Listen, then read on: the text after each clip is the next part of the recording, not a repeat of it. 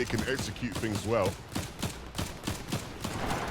Only time will tell at the end of the day, and a team that's looking to kind of solidify the rest of their day with a good game here in game number 5 and possibly another one in the next is Chimp and Spade. One of the more consistent teams we've seen throughout the day. And you can see, just looking back, gathering the information, trying to figure out what that next rotation is going to be for everybody in the game right now. Gathering the information before the rotation comes through is important. You got to see who needs to rotate first, if you can stagger yourself back. And for Yamzo and Rise, they're already in the zone. They're built up, a nice tower, a lot of comfortability for them as they continue to look all around for these teams that have to rotate in from the north, from the western side of the map. Yeah, they just have to connect with the shots, though. Yamzo receiving into some damage. It's fine, of course, right? They do have the shield keg there, and that at least would have been some incentive for him to overpeak just the slightest for Chubbs and Bryce. Hopefully this game they can stay as a duo. Of course, we saw Chubbs and his heroics in previous games where he had to stay alive for so long, and he did a brilliant job at that, to be fair. So big shout out to him. But with Bryce by his side, the potential for them to have a big game is just maximized by a large amount.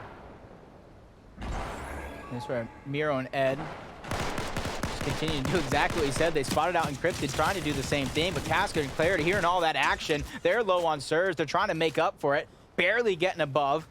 Miro and Ed going to be the players on the receiving end of that one, and they actually get Encrypted outside of zone. And the problem with their plan, the plan was, you know, in theory, quite an effective one. The problem is, right, is when you have a team like Casca and Clarity sitting up above on the cliff, just holding you, stopping you from being able to swim your way on in.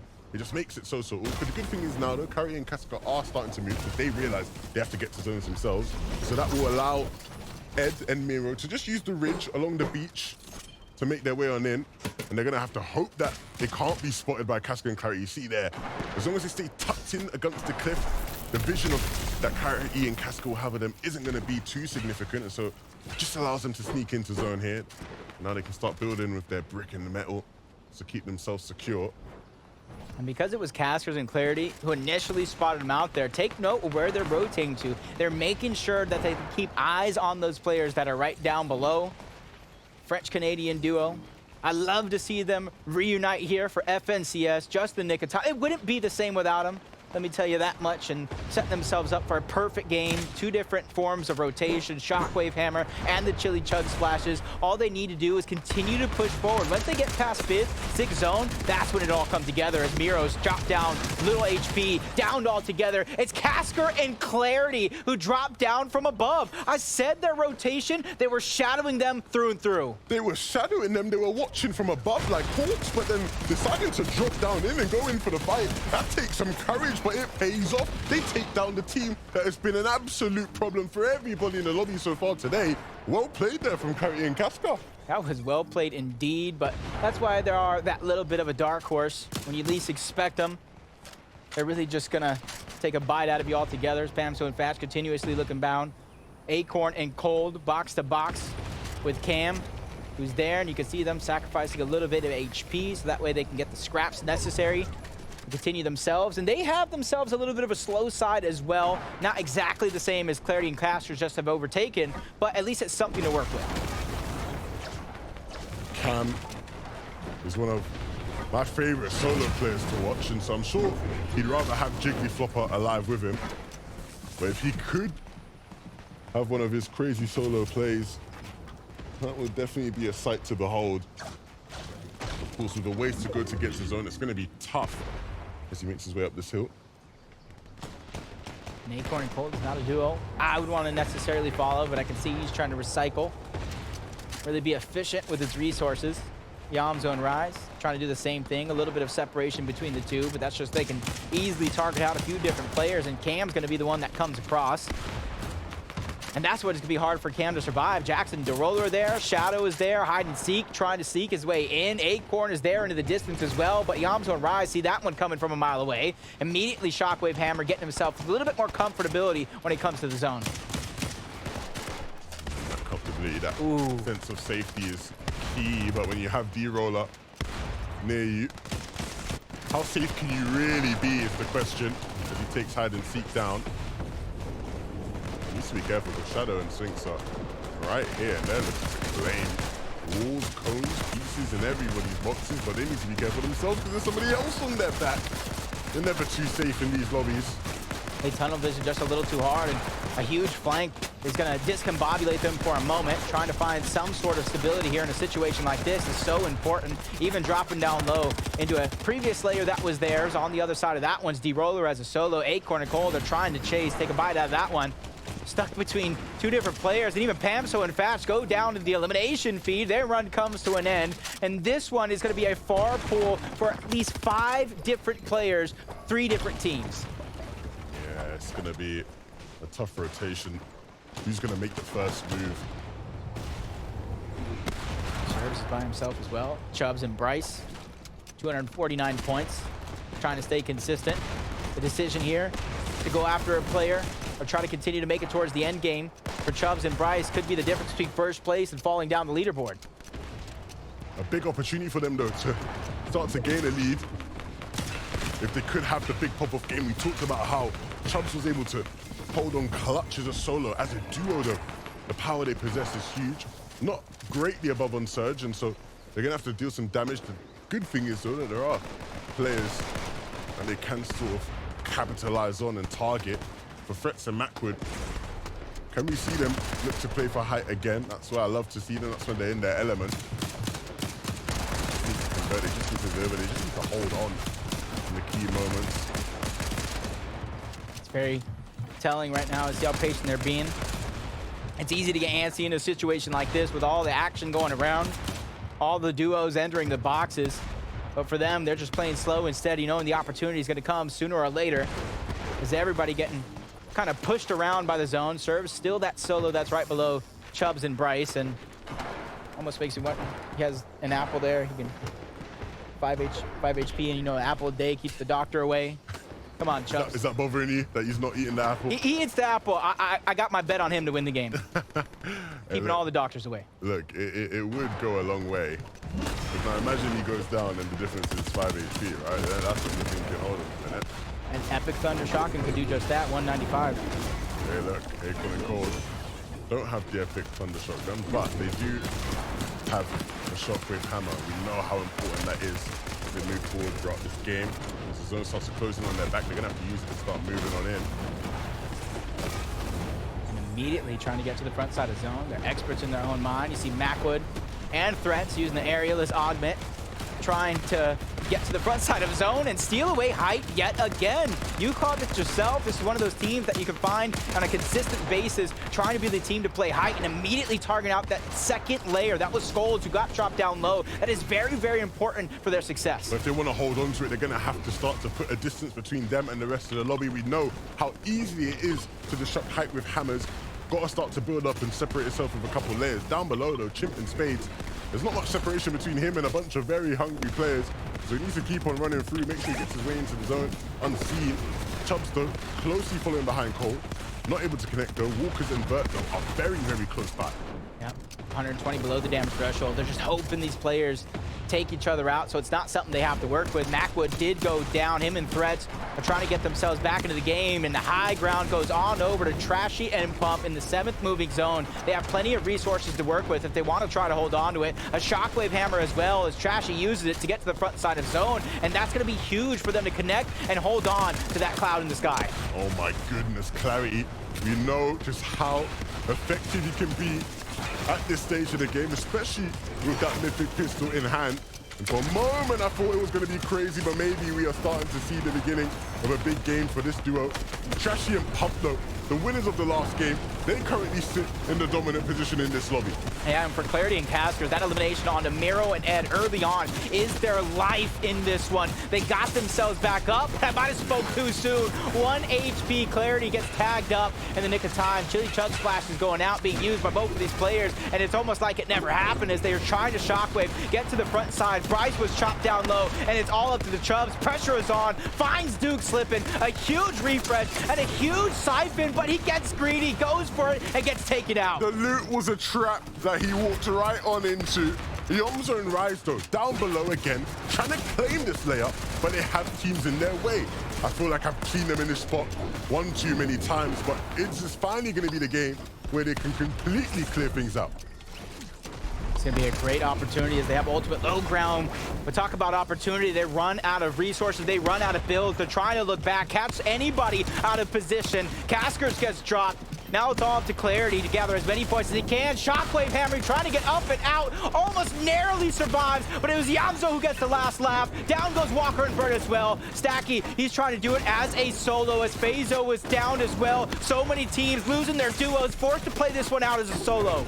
That is so difficult with all these teams trying to move up elevation, blocking each other. Stacky with a big shot onto Rise. That's exactly what he needs to do. Can he pick up Yamzo? The finish comes through. Is he gonna hit him? He's trying to flank, and he gets here. Come on, man, that's too easy. You can't let Stacky get that, but he eventually will fall, not before doing a bunch of damage and a couple of bigger limbs. One of the teams with the biggest ceiling, though, they already have a game on their hands. Trashy and Pump. Can they be the first team to win 2 on the day? It's looking like it. They have the recipe for success. They're putting as much pressure as they can onto the low ground. Visuals gets dropped. Sculpt gets taken out. Braids gets 2. He's trying to make some miracles happen, but he gets taken out as well. It's all up to Suscript as a solo in a world full of duos. And with Shadow hitting the kind of shots they're hitting right now, you eventually think that Suscript's gonna walk right into their trap. And will he have an answer? Sphinx is there waiting, Shadow is there by his side as well, and the shockwave isn't gonna be enough to save them.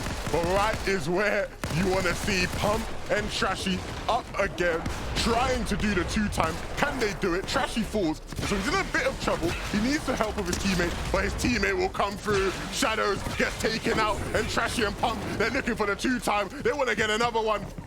They did it. They made it happen. They got separated in that short moment, even the backside of zone. But teamwork makes the dream work. They reunite yet again. Sphinx goes for the play, but it's not enough to overtake Pump and Trashy, who get their second victory royale in the day.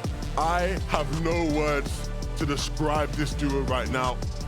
Excellently done, up above, on height, making things look so easy, Jake.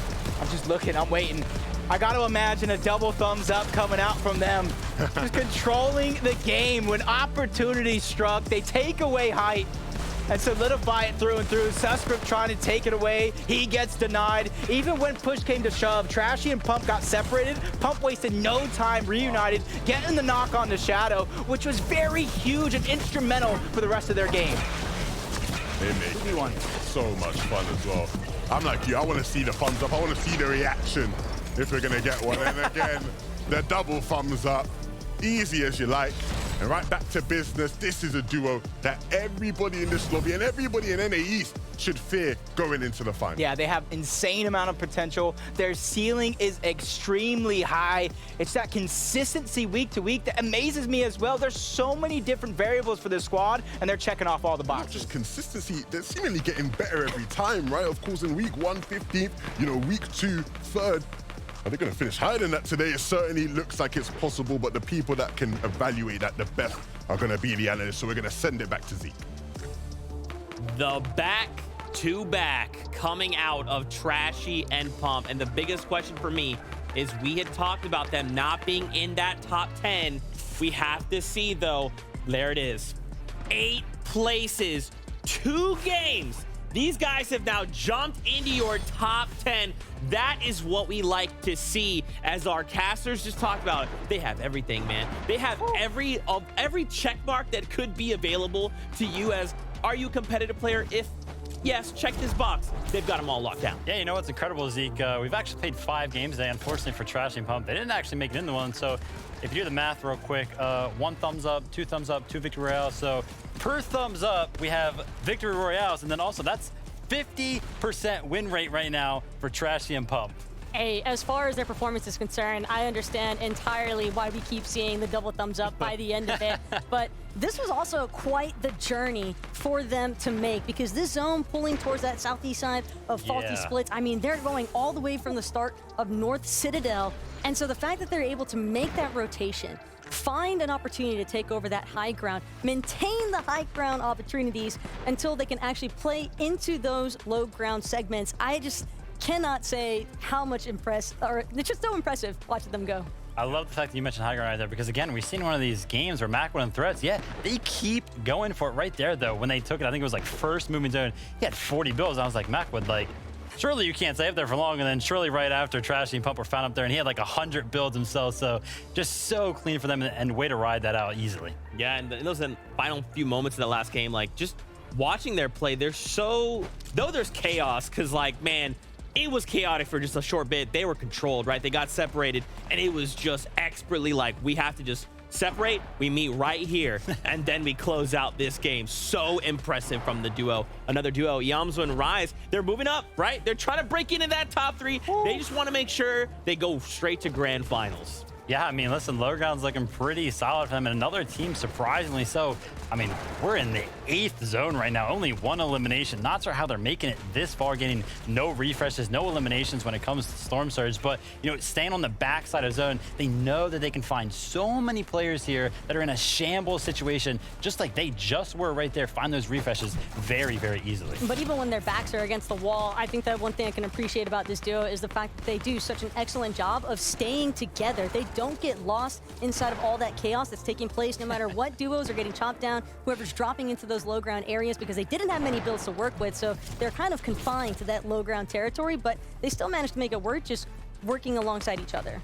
Yeah, it is crazy to think there's only 1 game of Fortnite left here for NA East in week number 3. Remember, we are trying to keep ourselves out of Surge Week and go straight to grand finals. For some duos, they are trying to make this top 10, because that's just going to put them in a fantastic spot. Once again, Trashy and Pump, we just can't say enough about y'all. Moving up those 8 places, the question becomes, can they break into that top 5? You know, it'll be a big question to ask. Like Levin mentioned, they've gone up in placement every single week, but, you know, we just talked about it. Zeke just mentioned it. Surge Week, Grand Finals, one of those teams that's looking good, especially after the performance today. Casker and Clarity G. I mean, 7th place right now on the leaderboard. They got to be chilling on the series point leaderboard. It's hard for them not to feel good, I think, in this position, but at the same time, knowing Clarity G, having been the individual to set a solo individual Elam's record, I can definitely see them still trying to push for more, because even though they're in the top 10, even though they basically guaranteed themselves, if not guaranteed themselves, into the grand finals, you still just want to impose upon the rest of the lobby the reason why you're such a threat. And the thing that I like the most about their playstyle right now is the fact that they're always looking for opportunities to get to that front side of moving zone, control that low ground, and then look for opportunities when looking back. It's working out so well for them right now. This is it, my friends. Oh gosh. One final game. I know, dude, I wish we could just keep doing this forever. You know what? Like 3 months. Let's just add 20 million games. Let's keep going. Hey, you know, that's fine. With 1 game left to go, friends, what do we need to do? Right? If we're sitting in a position where we just need to have the game of our lives right now, what are just a few things we could be doing? You know what? Take some advice from me. I listened to Nick A30, so take some advice from Nick A30. Stick to what you know, right? That's going to be where your home is, right? What you know, the strategies that you have created coming into these weeks, that's what you're going to be the strongest at. Maybe a little few adjustments, but you should be chilling. Hey, I'm right there with them. I think that a lot of these duos know what's up, and they're ready to close it out. Well, it's that time. 1 game left to go. So many of these duos have to put on the performance of a lifetime right now to either secure grand final spot or a Surge Week spot. Let's do this. One last ride in NA East.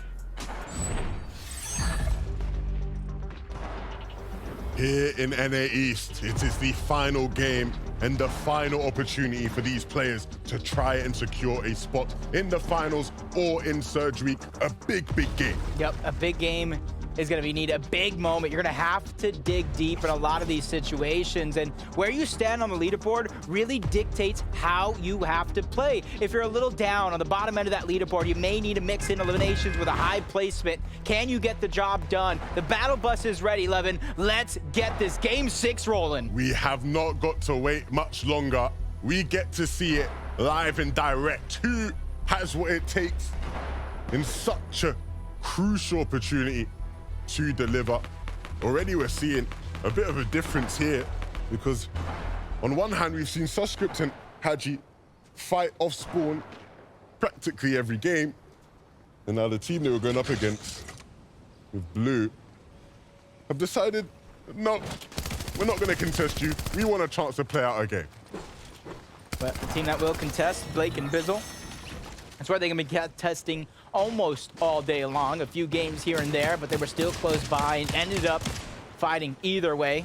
They want to leave users by himself. And Blake and Bizzle, they're experts in their own mind. Bizzle, probably one of the OGs, the godfathers of Fortnite, knows what to do in a lot of these situations, even senses that third party coming in, calls and spots it out to Blake to make sure to watch their back, and Blake immediately puts the pressure and focus right back onto users. Ooh. Shield's still going down, luckily for him. He still has that slurp juice that was popped to kind of start this one off, and they're just going to take what they have and run. They got that elimination, they got served, a little bit of loot to work with, and now they're just trying to make it towards the end game. Again, for some of the players who may be on positions where they have to just sort of hold on to what they have right now, you might see players looking to play a bit safer, right? Not wanting to overextend or do anything that could put their opportunities in jeopardy for Kick. So, unfortunately, that's going to be the end of the ride for him. That surge and rapid will take him out. D-Roller, once again, looks like he's by himself. 1v2 situation, trying to make magic happen again, but Lightning only strikes once in this scenario as he goes down. User and Vilox are going to get that elimination, get themselves up to tip-top shape. You got series points from first all the way to 50th, so who knows how many points everybody really needs at this stage of the game as Freeze and Keys ends up in a 2v1 situation. They got him boxed. Acro goes down. So much early game action right out of the gate, so teams don't fall down to Surge like they have in some previous games. Yeah, we see it in this final game. You've had plenty of opportunity to adjust to the lobby and figure out what it is hasn't quite been working, or what it is has been working. There's been a lot working for Bryce and Chubbs. They've been one of the better teams today, if not the best team today, according to the standings at least. And kind of looking at that leaderboard now, you gotta imagine, no matter how they finish in this game, Threats and Macwood already in the top 40. They secured their spot to grand finals. Susscript and Haji probably trying to look for that early game surge that they're not going to get this time around. Freezy Keys, a little bit of separation between the two, but that's not going to matter. They land a massive shot onto Susscript, and now they're just going blow for blow, editing in at the perfect time. They have both of their opponents weak. It's all about there picking and choosing who they want to go after. Slowly slowing it down, though. They want to get their minis, big pots back on up. Both of these teams are going to find this moment to really stabilize themselves in position, top themselves up before what seems like another inevitable fight between the two. And for Keys and Freeze, they need a big game as well in 29th place. They want to go ahead and get their opportunity to call themselves champions at the end of the day, but it comes down to these final moments. Excalibur Rifle coming in, really being a nuisance, disrupting everybody's focus throughout this one, as Haji is just playing that peekaboo, jumping around, trying to keep his opponent guessing where he might strike from. Script still putting that pressure for the Excalibur Rifle, just trying to weaken their build so Haji can easily take him away. He already got one piece under his control. Trying to sneak by, going for another one. That one's going to come to fruition. Gets the cone in just in the nick of time as well. Haji doing a great job of biding his time, picking and choosing his battles, even though he has a lot of these pieces under his control already. Yeah, I like the way he's playing it. For him. No builds. Without the builds, there's not much he can really do here now. Huge for Keys and Freeze. They're down to 6 builds as well. They already have those 2 eliminations that we saw very, very early on. Excalibur Rifle still destroying a lot of the opportunity here, but Haji picking and choosing. I have no builds to fight this. He's probably telling himself, I got to try to disengage, and you see him finding the resources, leaving his teammate by himself, getting just a couple of resources to work with, and Keys and Freeze don't take advantage of the opportunity. Ooh. Good find from Keys, just in the nick of time. Mythic Tactical Pistol, straight from the Augment. Excalibur Rifle is still being shot and so destructive for 2 players that are looking like they're out of resources as well. Freeze tries to go up and over. He gets knocked down by Haji, who's not done with him just yet. He's trying to break into the box, and their run comes to an end. Where they land on the leaderboards of both the day and the series points is really going to be a mystery. Yeah, and for Susscript and Haji, they love to win early game fights. They've done it a bunch so far today. Doing it once again. But over here, you see something that worrying me right now. And that's Miro going down at the hands of Aiden. So that's going to be something we have to pay attention to, because this is a duo who has been, again, a very, very key part of these lobbies. And to see them have a bad end to the day, per se, wouldn't be what they want. So all relies on Ed to come in clutch. Talk about coming clutch. Acorn and Cold, we talked about them already having their spot in the grand finals. This is just a battle for the POI. When it comes to the actual Major 1 grand finals a few weeks away after Surge Week, we know Booga and Peterbot likely going to land towards North Slappy Shores. Acorn and Cold likely to land towards South. Cooper and Hide and Seek is that other team, that third team in the mix that might be contesting Cold and Acorn. So it's a little bit of a personal battle between the two. Sinks and Blue changing up their drop spot early in the game is not going to stop the inevitable from happening, and that's interactions between everybody else in the game, as that's Blake and Bizzle, who got out with an early game elimination, got out with just a little bit of loot, and end up in a tight spot here. But it looks like Blue and Sinks are just going to take what they got as well. A lot of disengaging going on at this exact split. Again, it just means that much more to people. Nobody wants to take that risk, especially when a spot in the finals or Surge Week is up for grabs. Interesting that almost every game, Kanata and Agers immediately rotating out of faulty splits towards one of these side gas stations, trying to loot up, get the rest of their resources, not wanting to go down early on, especially with how stacked and contested faulty splits actually is throughout each and every week. So having a plan B up your sleeve is something necessary for a team like them. 46 points for Dejin and Muzz, 26th place overall in this lobby, not overall on the leaderboard. And they have their work cut out for them. They got themselves a tire on the side, setting themselves up for Surge. It looked like a team down below was going to try to contest them, but no worries anymore. They're just going to try to disengage, live to tell the tale. So much importance on this final game. Plenty going on all over the place. Chimp and Spade. They find themselves in a fight, which, again, is not unfamiliar for them. Gary, though, on the other side of the wall, they have to be careful because he can certainly pack a punch and he's firing. He's going to be looking to try and claim some space in this one. Hold and wait on that angle. Try to find new angles to be able to take shots at them. Chimp, not the best in terms of HP either, and so just be careful. Cone now be placed above him. He almost got trapped on in.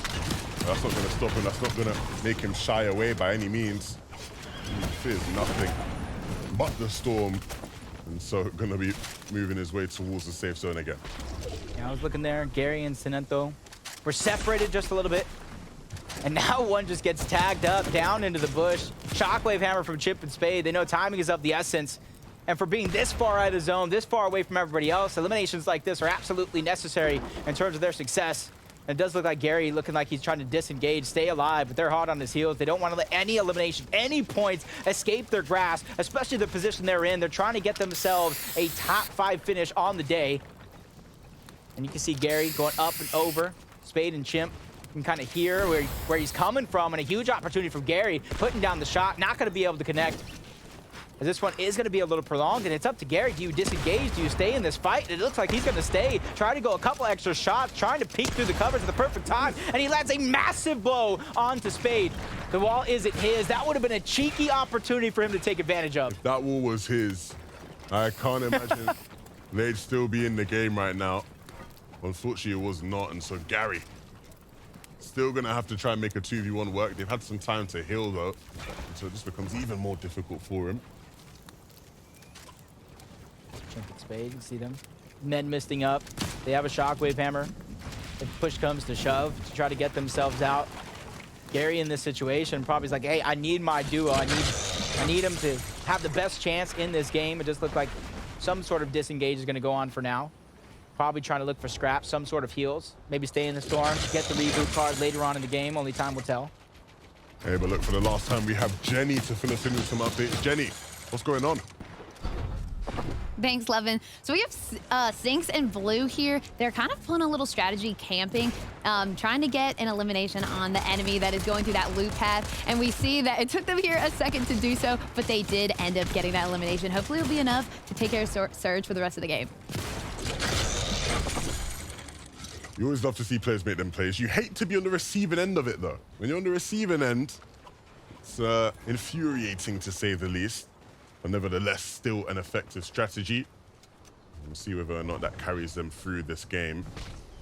What a beautiful find from Chimp. Extra splashes on the ground. You can see him trying to peek where that last solo player would possibly be left behind as Macwood and Threats always finding themselves some sort of tower in the sky game after game.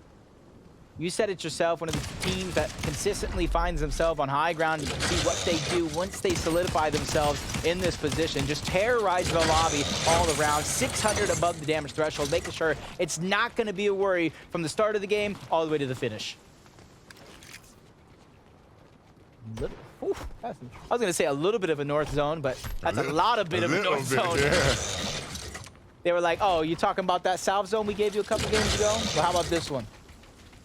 Hey, look, finishing up the day up north. That will certainly play into the hands of some of the teams who will be looking to have big games around this area. Man, such a magnificent find in that last game on the Miro and Edgy. That was the moment. They were down on Surge, didn't necessarily have the best resources in terms of heals. They spotted them out the corner of their eye, building some cones, and it really led to their success in the rest of that game.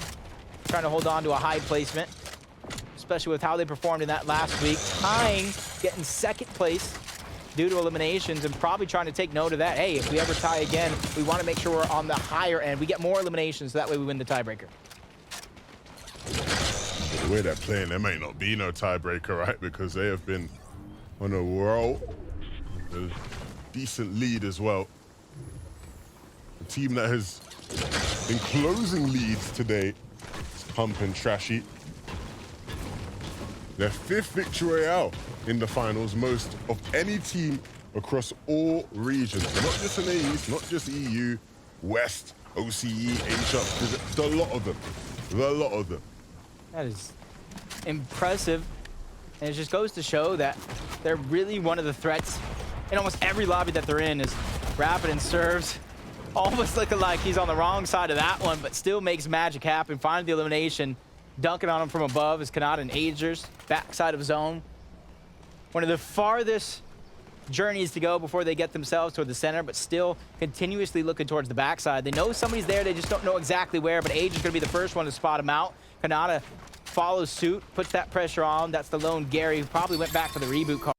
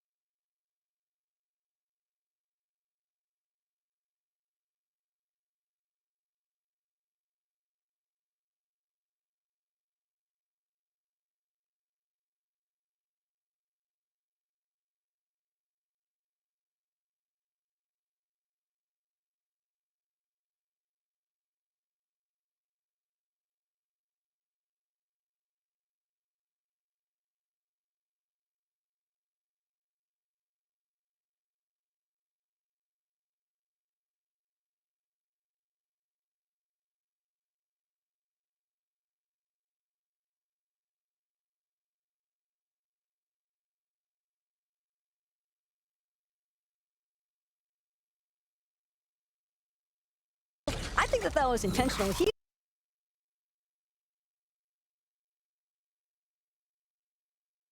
going to wait for the call out action, and I think it really came. I love the fact that 11 kind of point out there, these are the two teams that everybody was looking at coming into the season, right? Maybe they were kind of slacking off during the weeks, not giving everybody what they really have in store. And then this last game, they were like, all right, guys, we'll give them a showing now. Yeah. I mean, it helps them, right? Moving up 9 placements, breaking in to that top 5. Absolutely huge.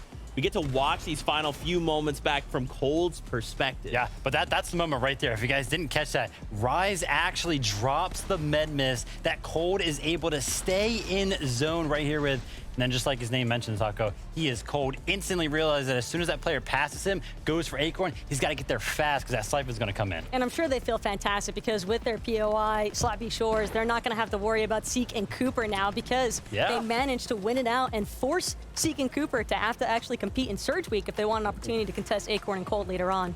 Another duo that had to perform well, who did not perform well last week and had to make a stand this week, is in your second place, Threats and Macwood. Because of this performance, not only have they just secured a spot in Grand Finals, but they get to skip Surge Week. This was what they needed, and they showed up huge. I'm excited to see some hype personality that's going to be in the Grand Finals, right? Because right now, NA were like, you know, who's going to be on hype this game? And if Macwood and Threats are alive in the end game, they're pretty much always going for it first moving. And we saw that pretty much every single game today, except for this last game, right, where they actually paid the mid-ground. They got a couple refreshes and then took it later on, which actually led them to that third place. And I think it's their experience as a duo with them being such storied players from this region. They knew Week 1, not exactly ideal for us. Week 2, I mean, they didn't even get to participate. So here in Week 3, it was all or nothing, and they definitely turned up. And that's what we've kind of been talking about all day, right? Is these duos that have that pressure. And for this duo, they showed up when it matters, right? But now they have to turn attention to Grand Finals. How much harder is it going to be at that time? The preparation begins right now, right? And that's the thing about also auto-qualifying the Grand Finals. Now you have 2 weeks of preparation, right? And you kind of take a week off, look at some of these teams, VOD review some of the 40 that are already through, and then watch another week of competition for the remaining 10.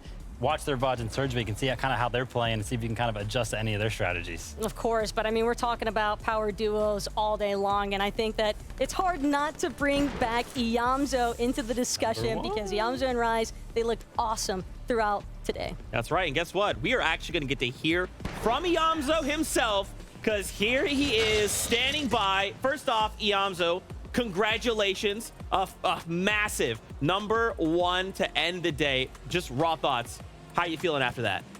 Feeling pretty good. The first half of the tournament wasn't really how I wanted to play it, but I'm glad we secured the last game to win the tournament. Yeah, I love that. So what was it, Iamzo, for you and Rise? Today was that day. Today you guys just decided, hey, let's just go and place first. What happened? What led to that? The first 2 weeks we've been contested, and we know our potential uncon, and we just executed everything we've been practicing. Yeah, very good. And I also noticed in that last game and also game number 5, low ground seemed like it was pretty much the focus for you guys. Is that what we can kind of expect you guys to play when it comes to Grand Finals? You'll have to watch Grand Finals to see what we play. Of course, keep those strategies secret. I respect that. That's fair enough. But I mean, you're talking about the first half of today, not exactly going your guys' way. What do you think the switch up was that actually made the secondary half go so well?